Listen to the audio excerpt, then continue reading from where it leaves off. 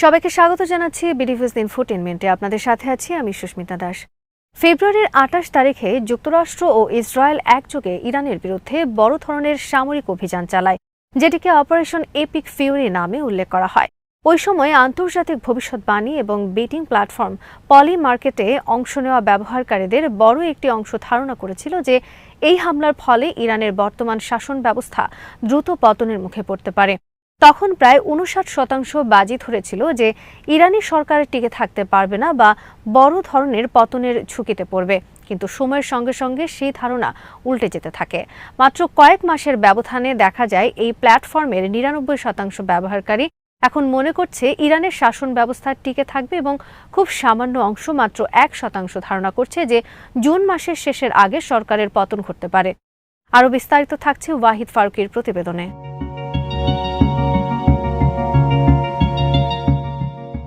একই প্রবণতা দেখা যায় আরেকটি দীর্ঘমেয়াদী ভবিষ্যৎবাণীতেও।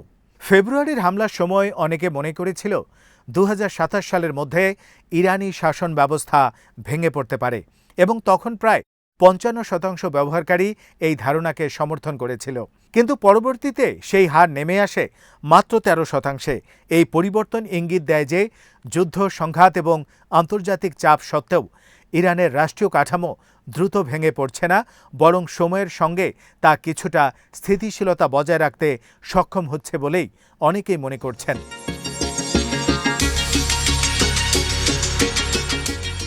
এই পরিস্থিতিতে যুদ্ধের গতি প্রকৃতি, যুদ্ধবিরতির ওঠানামা, ক্ষেপণাস্ত্র বিনিময়, হরমুজ প্রণালীর চারপাশে চলমান অবরোধের মতো বিষয়গুলো মধ্যপ্রাচ্যের পরিস্থিতিকে আরও জটিল করে তুলেছে।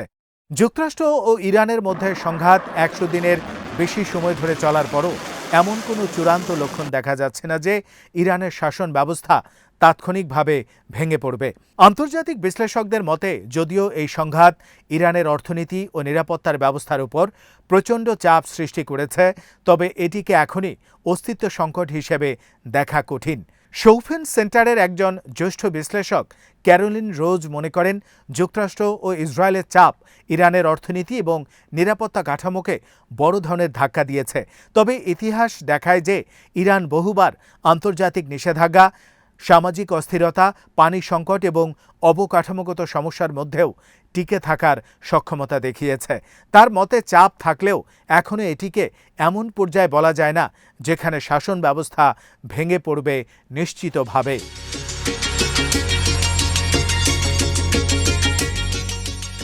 ইরানের ভেতরের পরিস্থিতি নিয়ে বিভিন্ন রিপোর্টে বলা হচ্ছে যে জনগণের মধ্যে হতাশা ও বিভ্রান্তি বাড়ছে। অনেকেই আশা করেছিলেন যে ফেব্রুয়ারির শেষের দিকের হামলা শাসন ব্যবস্থার পতনের সূচনা করবে, কিন্তু বাস্তবে তা হয়নি।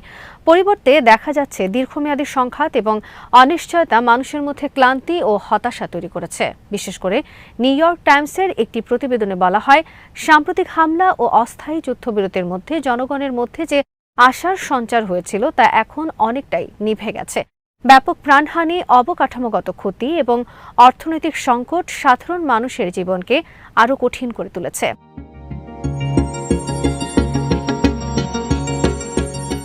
ইরানের বিভিন্ন শহরের মানুষ তেহরান, ইস্পাহান, আহবাজ এবং মাশহাদ থেকে নেওয়া সাক্ষাৎকারে দেখা গেছে যে অনিশ্চিত শান্তি আলোচনা এবং বারবার যুদ্ধ থামা চালুর পরিস্থিতি সাধারণ মানুষের মধ্যে বিভ্রান্তির সৃষ্টি করেছে।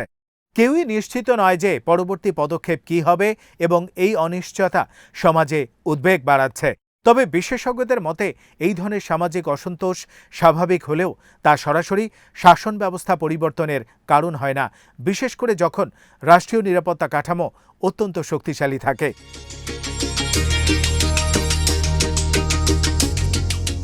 সাবেক ব্রিটিশ কূটনীতিক স্যার জন জেনকিন্সের মতে ইরানের অর্থনীতি বর্তমানে অত্যন্ত দুর্বল অবস্থায় রয়েছে।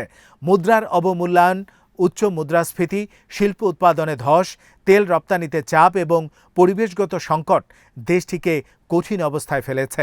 পাশাপাশি ইন্টারনেট নিয়ন্ত্রণ, পানির সংকট এবং সামাজিক অসন্তোষ পরিস্থিতিকে আরও জটিল করে তুলেছে। তবে তার মতে কঠোর নিরাপত্তা ব্যবস্থা এবং অভ্যন্তরীণ দমননীতি এখনও সরকারকে টিকিয়ে রাখতে সহায়তা করছে।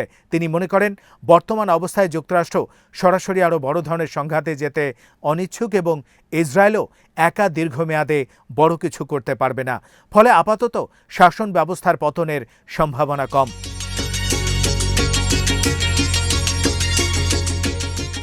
অন্যদিকে সামরিক সক্ষমতা নিয়েও নানা বিশ্লেষণ পাওয়া যাচ্ছে। বিভিন্ন গোয়েন্দা প্রতিবেদন তথ্য অনুযায়ী হামলার পর ইরান দ্রুত তার ক্ষতিগ্রস্ত ক্ষেপণাস্ত্র স্থাপনাগুলোর বড় অংশ মেরামত করতে সক্ষম হয়েছে। বলা হচ্ছে যে হরমুজ প্রণালীর কাছাকাছি থাকা বেশিরভাগ স্থাপনা পুনরায় কার্যকর করা হয়েছে এবং মোবাইল ক্ষেপণাস্ত্র লঞ্চারের একটি বড় অংশ এখনও সক্রিয় রয়েছে। একইভাবে পূর্বের তুলনায় উল্লেখযোগ্য পরিমাণ ক্ষেপণাস্ত্র মজুদও এখন অবশিষ্ট আছে বলে ধারণা করা হচ্ছে। এসব তথ্য যদি সঠিক হয় তাহলে এটি ইঙ্গিত দেয় যে ইরানের সামরিক সক্ষমতা সম্পূর্ণরূপে ধ্বংস হয়নি, বরং আংশিক ক্ষতির পরও তারা পুনর্গঠিত হতে পারছে।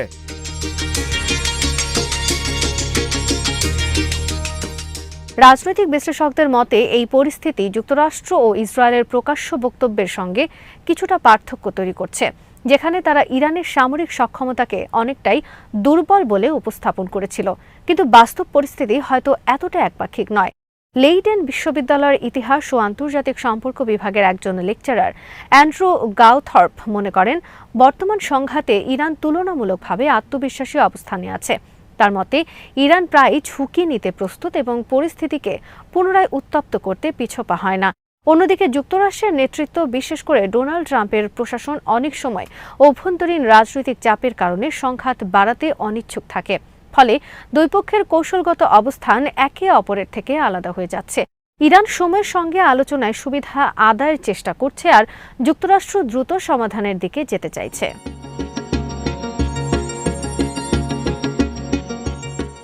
চ্যাথাম হাউসের মধ্যপ্রাচ্য বিষয়ক পরিচালক সানাম ভাকিলের মতে এখন এটি স্পষ্ট যে ইরানি শাসন ব্যবস্থা টিকে আছে, কিন্তু শুধু টিকে থাকা যথেষ্ট নয়। তাদের লক্ষ্য হল টিকে থাকার পাশাপাশি অর্থনৈতিক পুনরুদ্ধারের জন্য একটি গ্রহণযোগ্য আন্তর্জাতিক চুক্তি অর্জন করা, যাতে অভ্যন্তরীণ বৈধতা পুনরুদ্ধার করা যায়। তিনি মনে করেন ভবিষ্যতে সংঘাত শেষ হলেও তার রূপরেখা অত্যন্ত গুরুত্বপূর্ণ হবে। সম্ভাব্য তিনটি পরিস্থিতির কথা তিনি উল্লেখ করেন। প্রথমত, প্রাথমিক সমঝোতা বা মেমোরান্ডাম হতে পারে, যা পরবর্তী আলোচনার পথ খুলে দেবে। দ্বিতীয়ত, এমন একটি সমঝোতা হতে পারে যা আলোচনা চালু রাখলেও শেষ পর্যন্ত চূড়ান্ত সমাধানে পৌঁছাবে না, ফলে দীর্ঘ অনিশ্চয়তা তৈরি হবে। তৃতীয়ত, বর্তমান পরিস্থিতি দীর্ঘমেয়াদ ধরে স্থবির থাকতে পারে, যেখানে যুদ্ধও নেই, শান্তিও পুরোপুরি নেই।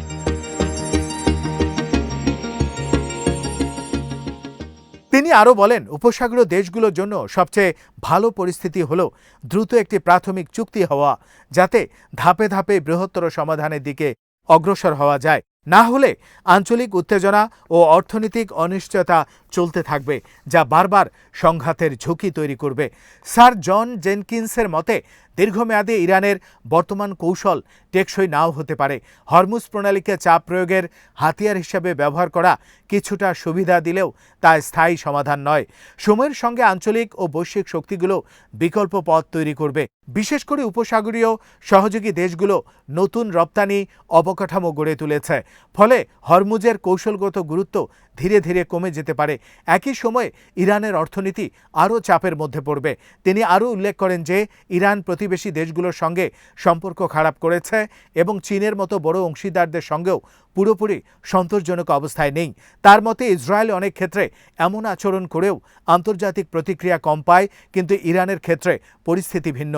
ভবিষ্যতে বৈশ্বিক জ্বালানি বাজার এবং আঞ্চলিক অবকাঠামোর পরিবর্তনের ফলে ইরানের প্রভাব আরও সীমিত হতে পারে।